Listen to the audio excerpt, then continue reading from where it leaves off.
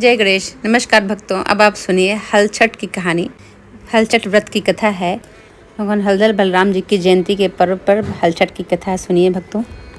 भाद्र माह के कृष्ण पक्ष की षष्ठी को यह पर्व भगवान श्री कृष्ण के ज्येष्ठ भ्राता श्री बलराम जी के जन्मोत्सव के रूप में मनाया जाता है।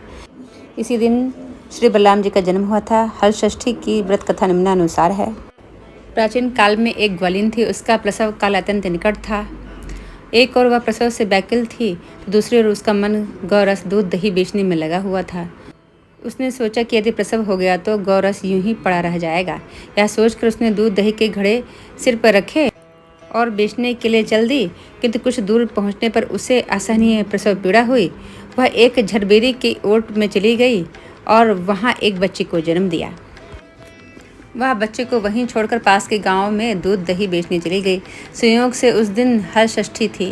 गाय भैंस के मिश्रित दूध को केवल भैंस का दूध बताकर उसने सीधे साधे गांव वालों में बेच दिया।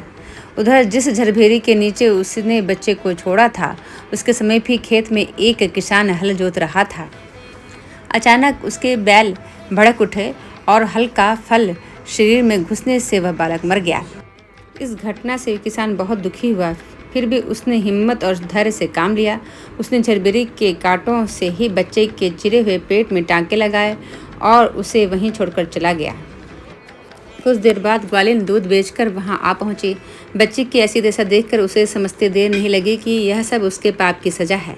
वह सोचने लगी, यदि मैंने झूठ बोलकर गाय का दूध न बेचा होता और गांव की स्त्रियों का धर्म भ्रष्ट न किया होता तो मेरे बच्चे की यह दशा न होती। अतः मुझे लौटकर सब बातें गांव वालों को बताकर प्रायश्चित करना चाहिए।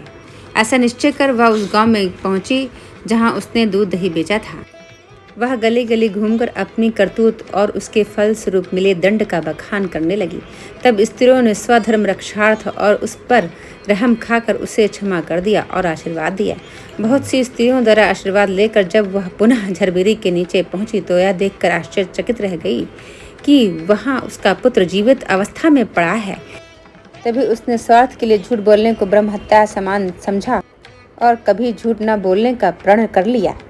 बोलिए भक्त और भगवान की जय, हलधर भगवान की जय, कृष्ण भगवान की जय, राधे कृष्ण की जय, हनुमान जी की जय।